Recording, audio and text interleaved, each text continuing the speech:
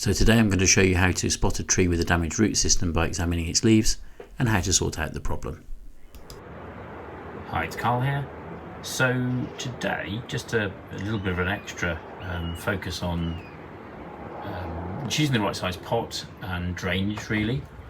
So we have a tree here that I bought a few months ago, and despite it being really hot here actually in the UK, for once with summer's finally arrived in September. If we take a couple of readings here, then you can see that it's still in the wet zone, and that bothers me because at the end of the day that doesn't feel right. A tree by now should be drying out and ready for water. So we take this little azalea here and give that a, there we go. So makes much more sense. It's been really hot for 2-3 days. These haven't been watered. In fact, when I watered the plants 2-3 days ago, I omitted this one because of, you know, the fact it just didn't need it really. Now what you can also see, and I think this is a beautiful example, and I'm kind of sad that this has happened, but there we go, is that there's little bits of scorching on the end of the leaves here. And even though this has been in sort of morning sun and stuff like that, and one might think, well, that's sun scorch, etc. When it's sort of evenly on every leaf on the plant, even ones, you know, you will see that even ones sort of on the inside, even the ones that are really quite shaded, then that is a subtle but definite indication of a problem with the root system. So bizarrely, when trees like this have far too much water, because it can't escape, we've overpotted it, there's not enough good enough drainage, etc. The roots don't work as well, they don't perform, and therefore we have a problem. So what this is telling me absolutely is that perhaps this little azalea fella is in a slightly pot that's a bit too small. I think he could stand a bigger pot. And over here we've got a little Acer, Japanese maple, that is over potted, and that's causing a problem. I just want to highlight a few people in comments before, and this is really good of you to comment, have said, well, you know, what we could do here is retain a pot of this size perhaps and use perlite or much sort of faster draining compost to achieve a result and not have an overabundance of moisture really. There is a problem though, and I think for me, because on the other hand, if we did that and I go away on holiday for a couple of days or something, or I just don't get out in the garden or whatever, realistically, then there's a real chance this tree drying out. So thank you for those comments. I think if you have relatively few trees and you can keep an eye on them almost daily, and for bonsai enthusiasts especially, who's going to keep a very, very close eye on their trees, that can work really, really well. But personally, and for me, it doesn't mean I'm right or wrong, but that's my opinion. A sort of the right size pot with the sort of classic mixture of half herbaceous compost and half mature plant compost kind of does the trick. So here we have this little azalea, and I've lifted it out of its pot really easily, which is a good sign to start with. And what we can see here is a sort of really dense fibrous root system. And I'd also note that some of the other azaleas in my garden have grown a bit faster than this, and all of this is telling me that this would stand to be potted up a little bit. And in any case, you know, no plant, well, very, very few like to be sort of sat in water all the time, but azaleas are sort of more tolerant to that than maples perhaps anyway. So I'm not going to go berserk, but I think that's telling me to pot up, and even at this time of year I think that'll be absolutely fine, on the basis that it's not entirely pot bound, it's not crazy, but that's quite acceptable for a repot. So if you contrast that to our little friend Acer palmatum Yukon here, what you can see is if I try to lift that out, the top is coming away. It's almost like there's a mound here, but it hasn't really grown a root system into the surrounding compost. So that's kind of intact in that way. So what I'll be doing there is getting in there, take the mulch off the top, put that to one side, and then get something in there and lift it out gently. And then in that way we can repot over here and sort of save as much as the root system as we possibly can, because obviously it's already damaged, so we don't want to do any more harm. So here we can just sort of demonstrating really, I'm getting nicely underneath the whole root ball, sort of teasing and trying not to do too much damage here.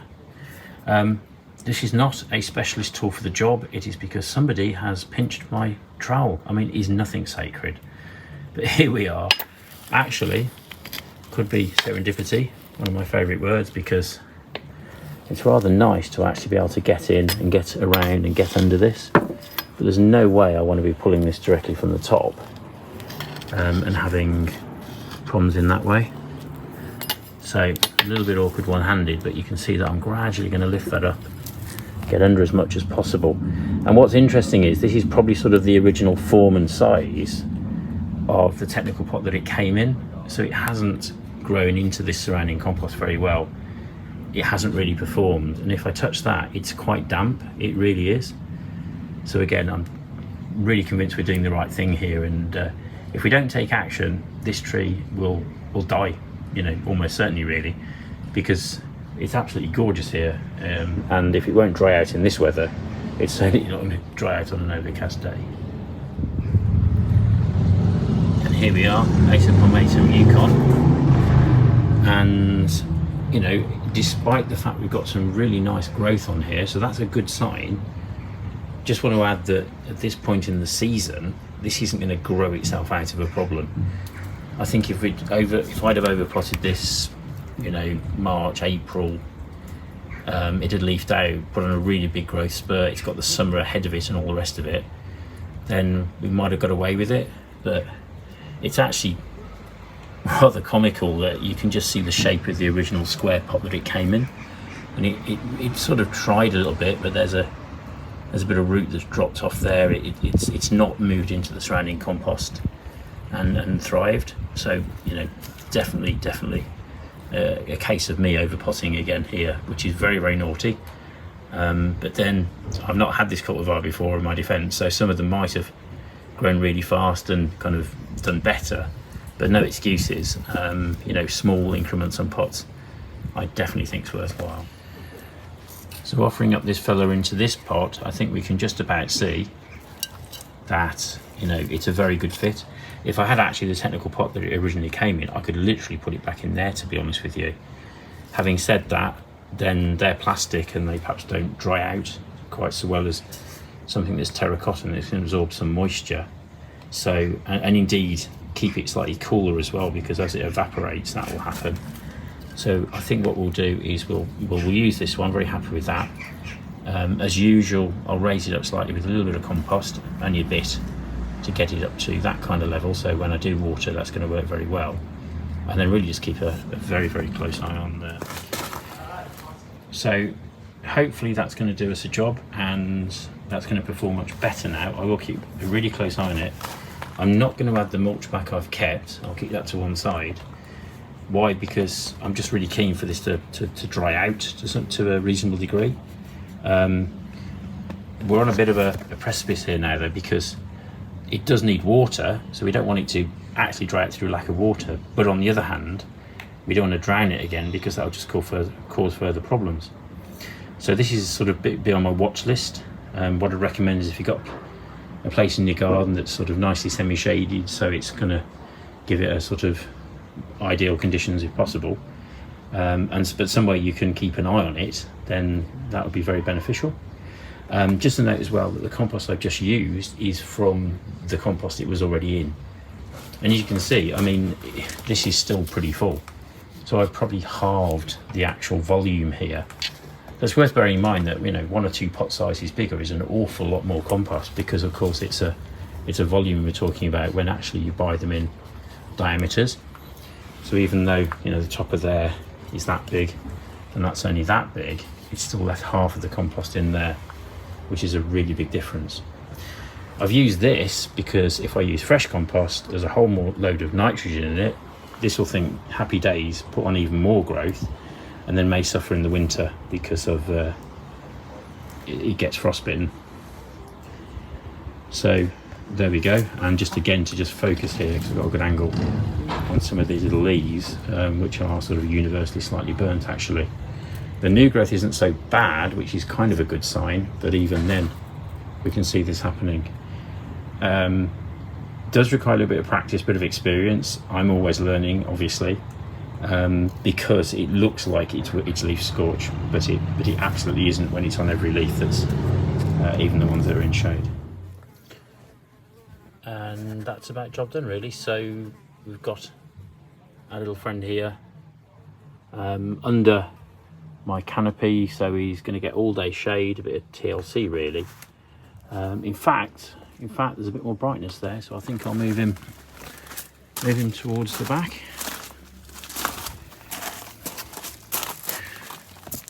Pop him in there. So he's really maximum shaded, sort of nice environment. I've just done a quick test of the compost. It's sort of feeling better already. The moisture levels have dropped slightly, and we'll just keep a really good eye on him for the next week or two.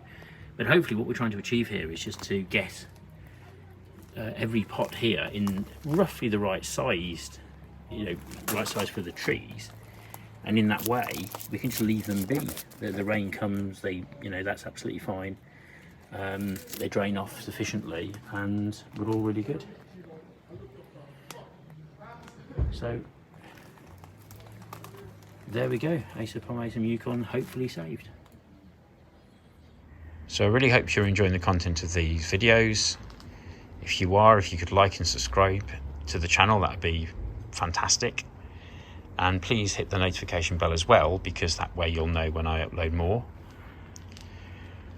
I'm really pleased with how things have progressed, and this little channel sort of growing quite nicely really. So thanks to all those that subscribed already, and a special thanks to all those that ask questions or have ideas, and please let me know if you want any more different content, because we can do that. And I hope to see you soon in another video. Cheers.